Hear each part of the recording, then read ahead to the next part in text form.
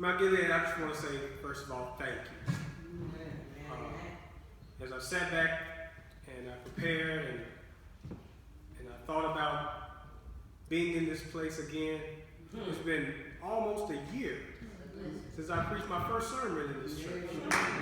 Amen. So I'm just glad that you all continue to invite me back. And I'm glad it's been said many times, but thank you for your prayers.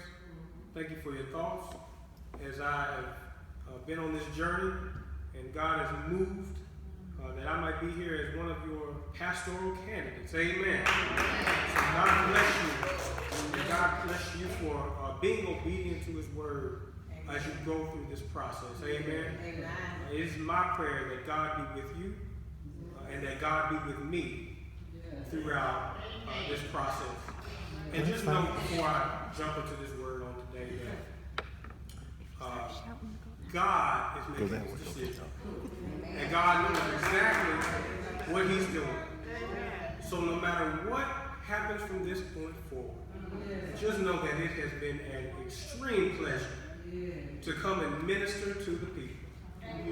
Whether or not I come back again as a preacher or as your pastor, all I ask is that you just put it in God's hands and let him do the rest.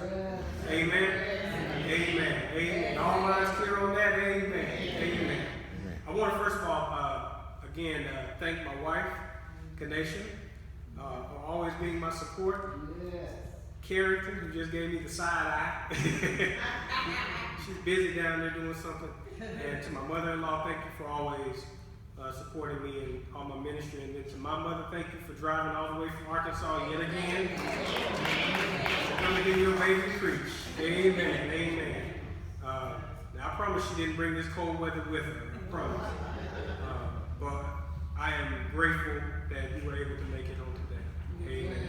Let's have a word of prayer right now. Father in heaven, how we thank you. How we bless your holy name, God.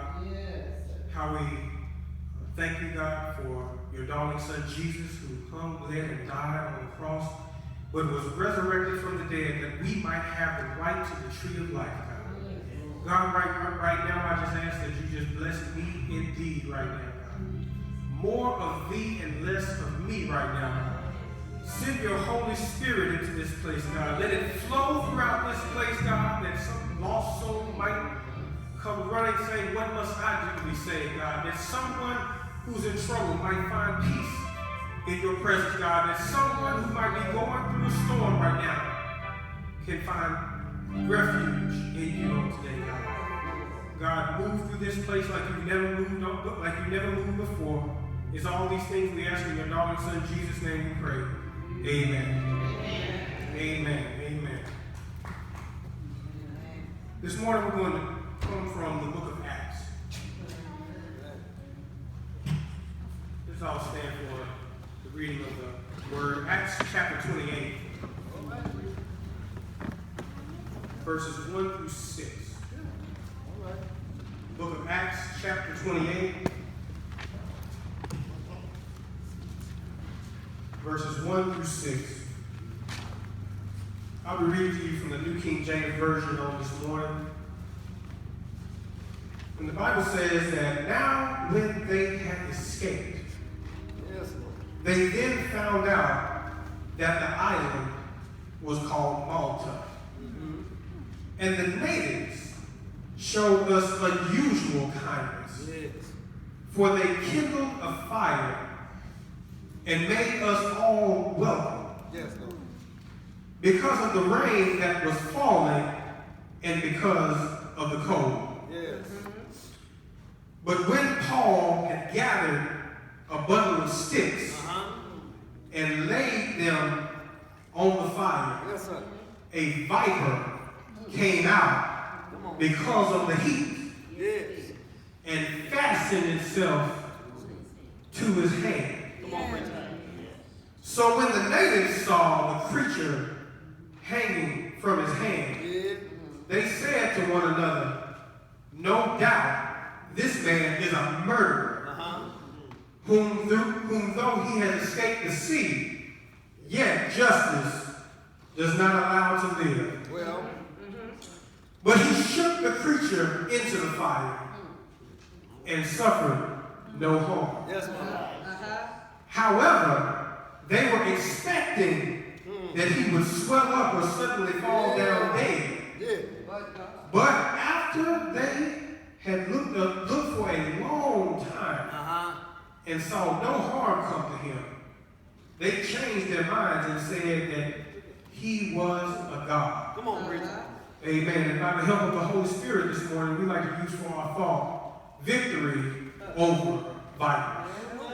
Amen. You may be seated. Victory over the vipers. Well. Victory over vipers. You know, I work in corporate America.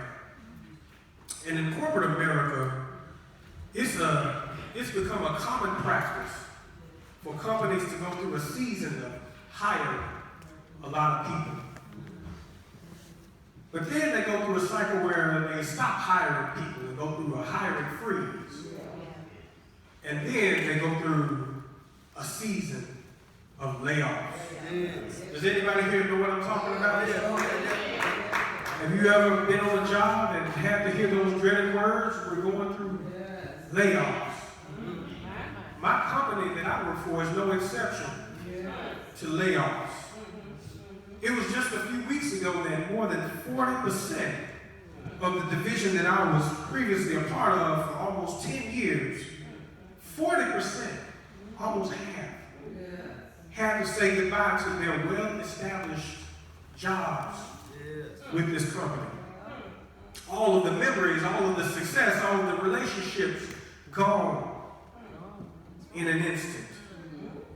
And then when the job is gone, it gets replaced with all of the bills and all of the circumstances and all of the uncertainty of what do I do now? Well. I had the chance to talk to a friend who had been with the company for over 15 years. She has 3 daughters, a daughter and a set of twin girls, and she is the main breadwinner of her household. She is highly educated. She holds a PharmD, and she has a great work ethic, and she has a really good attitude, and she's good at her job. But even she was not exempt from the words, "You have not been selected, and your job has been terminated." So as I sat there with her on the phone, I tried to be empathetic and compassionate about that situation, but to my surprise, she didn't need any empathy and compassion. She was upbeat, surprisingly, and positive. And she sounded relaxed and cool and calm and confident and ecstatic when I talked to her. How can she be so happy right now? Even I have to admit I was a little confused because that is not what I expected to hear from her. Amen? And here she was. Here I was worried about her and her job and her family. Here she is on her way to get her hair done and her nails done and trying to talk to me about what she's going to eat for brunch. Trying to decide if she's going to go to the NFL game because she's a Saints fan, I'm a Cowboys fan. And we were talking about if she was going to be at the game. And so I was trying to go to the game too. Amen? But that is not the conversation that I started off thinking that I was going to have with her. But as we kept talking, I began to understand why she was so happy. Because it got to a point in our phone call that she just couldn't keep her joy to herself anymore. See, she had to remind me that it was just a few years ago that she felt a lump in her stomach. And then she was diagnosed with cancer.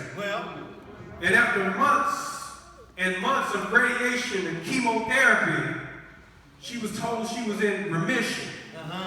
She had made it over, but only a few years later to find out that the cancer had spread into her bone marrow. And then she had to fight for her life all over again. And she had to go back through the radiation, through the chemo, through the blood transfusions, and a bone marrow transplant. process. It was tearing her apart. She lost all of her hair in the process. But see, you weren't paying attention when I told you she was on her way to get her hair done. Can anybody testify today that God still looks out over his children? See, she told me the only reason that she beat cancer twice is because God kept her through it. And if God can help her beat cancer twice, then I know that he's helping me through life's little setbacks. Y'all don't hear me in this place. If God is with you through cancer, then you know that God is with you through the layoffs. If God is with you through the divorce, then you know that God is still with you through the custody hearing. If God is with you through the passing of a parent, then you know that God is with you through the passing of the other parent. If God is with you through when friends turn their backs on you, then God will be with you when family turns their backs on you. If God is with you through depression, then God will be with you when you're having suicidal thoughts. If God is with you through your bankruptcy, then God will still be with you through your eviction notice. Can I get a witness in this place on the day that in spite of all of your circumstances, God is still with you, because he said in his word that I will never leave you nor forsake you. So somebody ought to be able to stand up and testify that God is with me. No matter what I'm going through, God is still with me. Even when I didn't deserve it, God is still with me. Even when I didn't know how I was going to pay my bills, God is still with me. I might go through some things sometimes, but God is still with me. Can anybody testify today that God has been with them, that God is still with you? Oh, bless his name on today. Hallelujah. God is still with me. I don't know about you, but God, through it all, I can look back and say that God is still with me. Thank you, Jesus. Hallelujah. So then we find in this chapter 28, verse 1, that Paul is experiencing his own setback on his way to render unto Caesar in Rome. You look at verse 1. Verse 1 says, now when they had escaped, they found out that the island was called Malta. Now when they had escaped implicates that they had just gone through some kind of catastrophe. He and 275 other men had just experienced a shipwreck. Paul was a prisoner on a Roman ship, and on his way to Rome, a storm came through and destroyed the ship. But that didn't stop Paul from his mission of ministry. Paul reminded the prisoners and his captors in chapter 27, verse 24, that God had already promised him that they were going to all survive the storm. The Roman soldiers tried to abandon the ship. They tried to go overboard, y'all. They tried to leave the ship, but Paul stopped them in their tracks and said, you are in good company right here where you are. That's right. Because not only is God going to save me, but he's going to save you as well. Can you imagine how they must have felt? These are the prison guards. They holding him prisoner, but now here is Paul, who's the prisoner, who's now going to be the captain of the ship, saying, no, we're going to all stay on board. And that's why you can look at verse 1 and just shout off the first 5 words of verse 1, because it says that now they have escaped. Oh, y'all know when to shout. Does anybody know that God is a keeper throughout all of your setbacks and your situations? Has everybody here been through some stuff that they were not supposed to survive? But you made it through the other side. And it was God and only God that brought you through it. Sometimes God allows us to go through some things that only he can get the credit for. Because if it were up to us, I would say that I did that.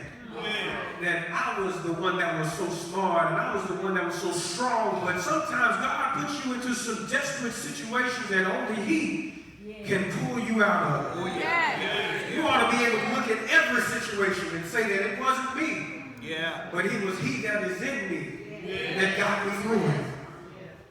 But don't miss this. He said that they had escaped.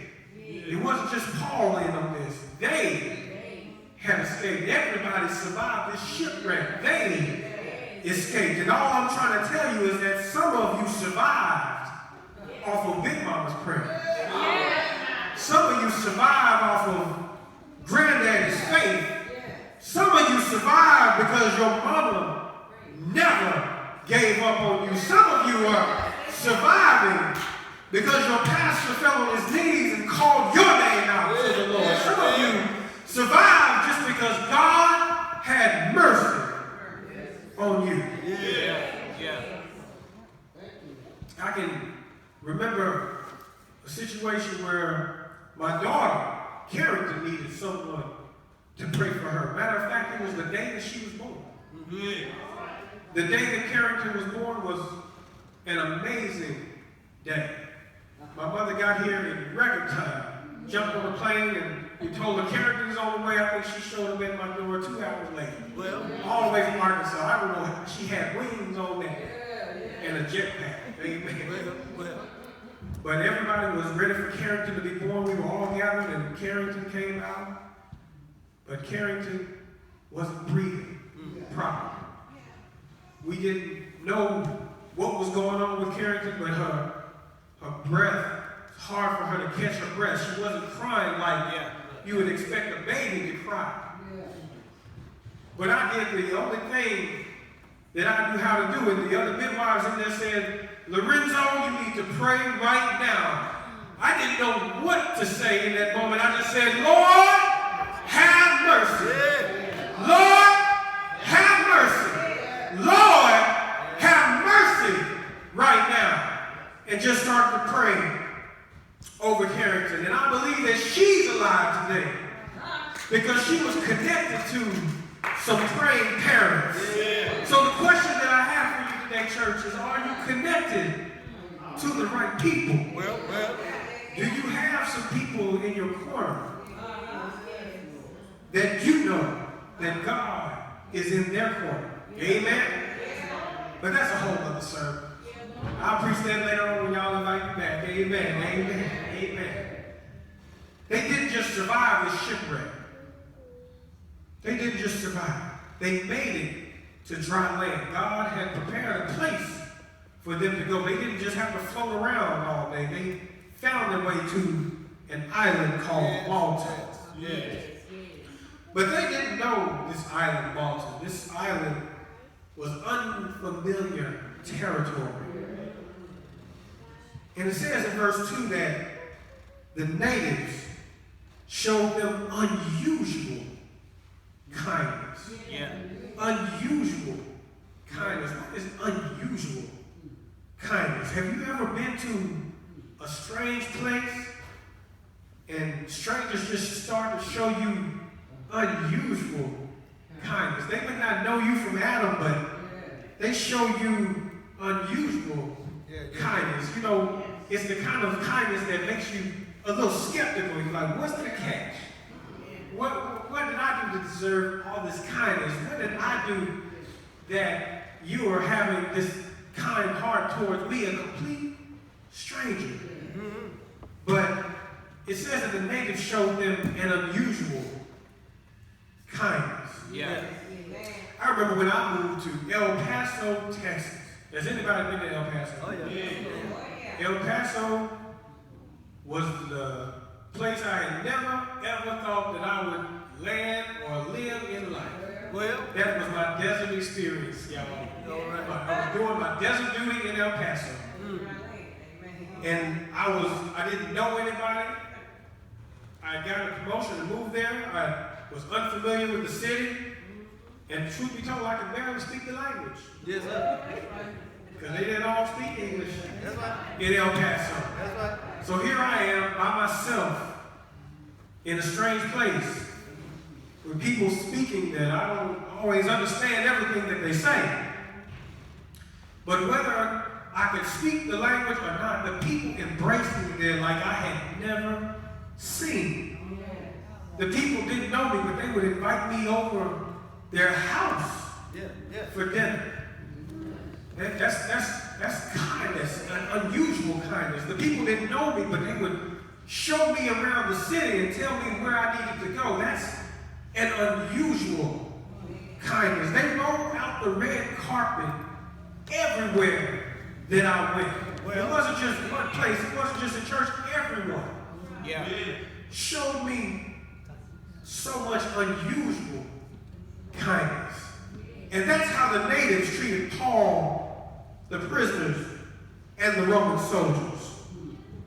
But all that is, that unusual kindness, is just God letting you know that he still got your back. See, the Bible says that they saw that they were cold and wet from the rain, so they built a fire. They built a fire for complete strangers. And I don't know about you, but I know something about island folks, and the Bible does not say this, but I got to believe that if they built a fire, then they probably had some barbecue too. Well, because I can imagine that they were probably hungry after being out in the city. Y'all know you can't have a fire without some ribs going somewhere. Amen. Amen. But in verse 3, we get to verse 3. We get to verse 3. And Paul is working, trying to help to build this fire. Yeah. But then he experiences his next setback. See, Paul had already survived a setback in the form of a shipwreck. Yeah. But now Paul experienced a setback in the form of the serpent. Yeah. In verse 3, Paul is just minding his own business. Matter of fact, Paul is working after he's gone through so much already. But he's helping to build this fire so that everyone can be warm. But then, out of the fire, a snake jumps out of the sticks and bites Paul on his hand. Yeah. The Bible says it fastened itself to his hand. This snake was not playing around, y'all. This snake was trying to kill Paul. Well, if you've ever seen a snake bite, you know that a snake will bite and then it'll let go. It's lightning fast. But the Bible says that this snake fastened itself, locked on to Paul's hand. It fastened itself to his hand, trying to inject all of the venom that it had into Paul's bloodstream. It was trying to kill Paul. It wasn't trying to give him a warning bite. It wasn't trying to give him a nibble. It wasn't trying to stay back off of me. It was trying to take Paul out. This snake was not messing around. And then it had the nerve to be hiding in the pile of sticks that he was using to warm up and comfort those stranded sailors. It kind of reminds me of how enemies try to attack us. Your enemies will hide in plain sight. They'll hide in some of the most unassuming places. You see, the snake is hiding in these sticks because it knows that it's hard to see when it's in these sticks. And that's the way that your enemies work. They might be standing right there in front of you, but they look just like the same people that are there to comfort you and keep you, like these sticks work. Amen? Amen. They look like the people, the places, or the things that feel safe until life turns up the heat. And then they attack with everything that they have and try to destroy you. Has anybody in here ever been snake bit? Is there anybody in here that knows what it's like to get attacked by some enemies? Those are your snakes. That supervisor that comes and says, oh, you got talent, smiles in your face, you're my number one, you're doing so well, then attacks your good reputation and tries to prove that you're incompetent. That's a snake, y'all.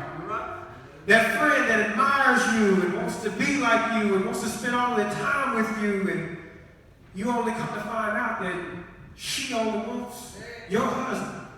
That is a snake, y'all. That family member that has you over for dinner and celebrates holidays with you, might even go to church with you, but then turns their back on you when you need them most. That's a snake in your life. Yeah, I said it. It could be your family. It could be somebody in church. That could be a snake. Those snakes that pop up in your life that come out when the heat gets turned up might be trying to assassinate you. That snake bites Paul on the hand. It bites him hard enough that it attached itself to him and it injects itself with them. But then verse 5 says, but he shook off the creature. Into the fire. It says he shook the creature off of his hand into the fire. But how can that be the case? Because when a snake bites you, the snake is supposed to kill you, right? When a snake bites you, you're supposed to die, right? But then you go all the way back to chapter 27, verses 22 and 24, and it says, I urge you to take heart, for there will be no loss of life among you, but only of the ship.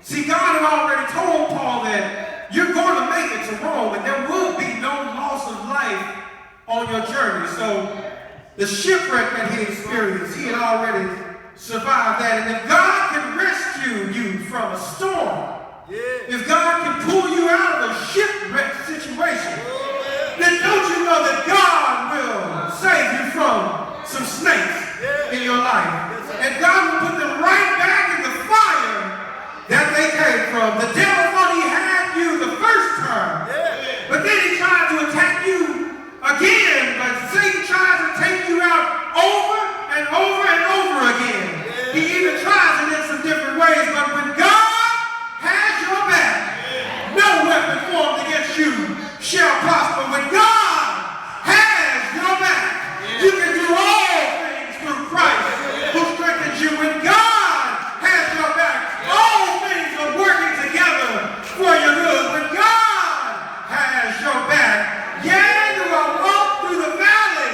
of the shadow of death, you don't have to fear any evil. You want to turn to somebody and tell them and look at them in the face and say, God has my back. Does anybody know that God has your back? Oh, and if he did it before for you, then he can do it again. High five somebody and say, God has your back. Hallelujah. Oh, praise his holy name in this place. God has your back. Can anybody testify that God has had your back? Can anybody testify that your enemies tried to come and take you out, but God still had your back? Can anybody testify that the doctor tried to come and give you a bad report, but God still had your back? Can anybody testify that that boss on your job who didn't like you ever in the first place tried to take you out of that job, but God still has your back? Does anybody believe that in this place on today? Hallelujah. Holy Spirit, help me on today. But let's not jump too far ahead. Because you notice I skipped a verse. And if you go back to verse 4, and you look at verse 4, it said the natives saw the creature hanging from Paul's hand. Right. And then they looked at each other and they said to one another, no doubt this man is a murderer, whom though he escaped from the sea, though he got out of one situation, yet justice does not allow him to live. So, could nobody jump in to help Paul? Could nobody come and look at Paul and the snake on his hand? Could nobody go and try to pull the snake off of his hand? Could nobody go and pull a stick out of the fire and try to burn it? Get the snake off of this man. Everybody's looking at this situation and they're talking, but nobody's helping. They're talking to each other and trying to figure out what is it that Paul did that he deserves such a fate. Nobody stepped in to help Paul. And they did what a lot of people do. They tried to say that, oh, he must deserve that. Yeah. They noticed that the first setback was the shipwreck. And then, now it's the snake. See, they survived the shipwreck. But only Paul was bitten by this snake. This is an attack directed at one person. So they thought he must be a target for all of this misfortune that we see. So he dealt with the storm. He had to deal with the shipwreck. He's dealing with a serpent. But now Paul has to deal with probably what hurts the most. He has to deal with the sightseers. He has to deal with the sightseers. And it can be easy for sightseers to be setbacks too. See, those are the people that like to jump on the phone when disaster strikes your life. Girl, did you hear about what happened to Keisha? Girl, stuff just keeps happening to her. They say she just had a car wreck and she survived that, but now they say her lights get turned off. I don't know what's going on. Something ain't right. Y'all heard these conversations before. Those are the kind of conversations that sightseers have. Must be something that she did. Or what people do now is they'll get on social media and they'll try to pick apart every word that you type, everything that you say. They'll try to decipher what's going on in your life just based off of their assumptions. You check your messages and say, hey man, did you see that post that JoJo made the other day?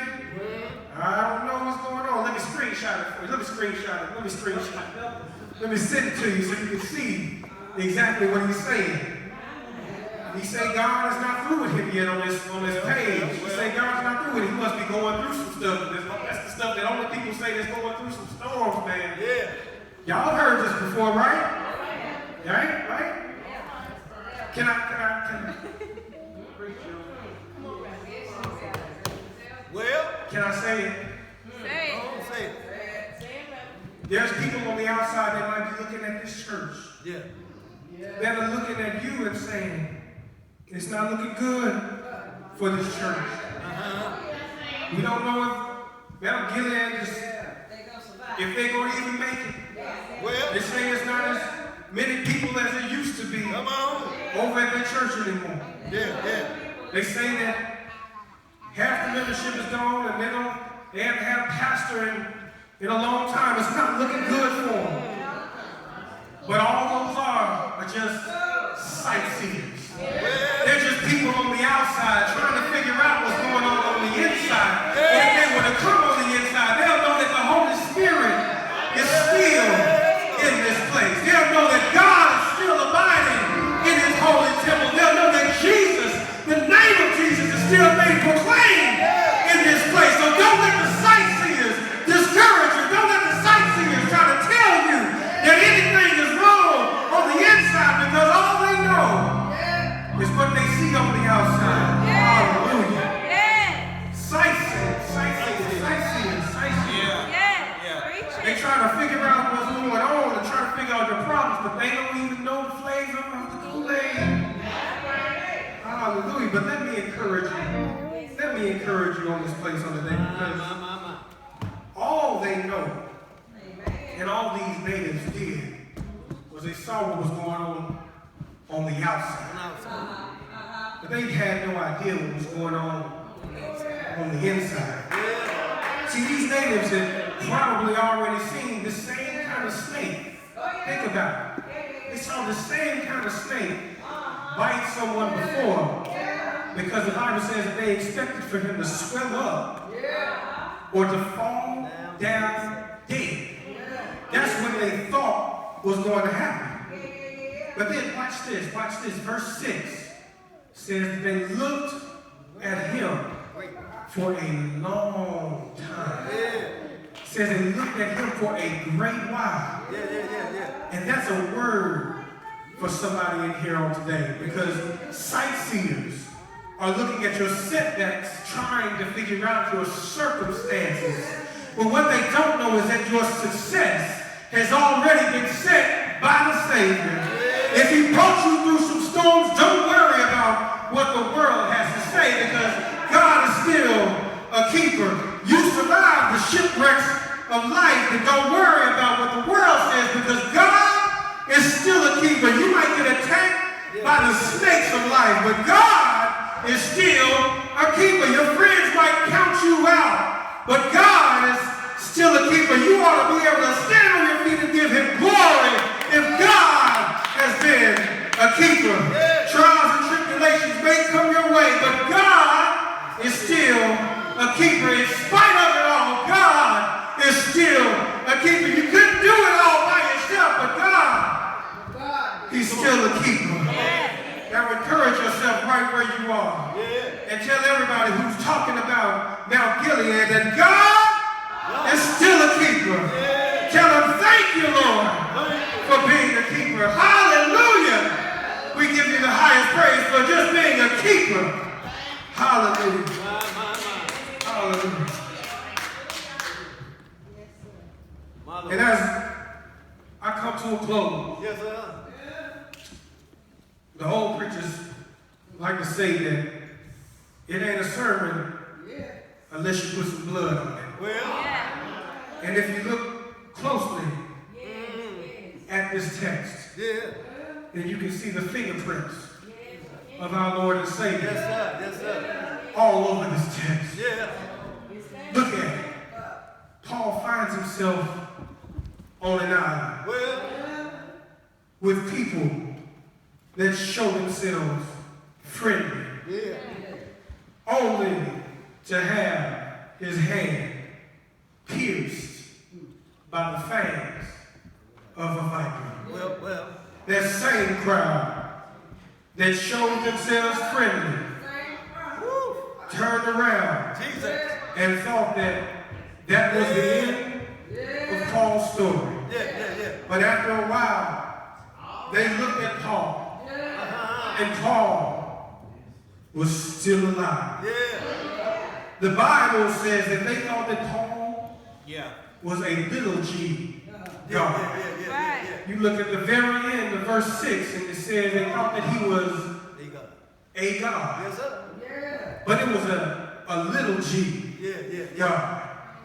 But let me tell you about a big G God.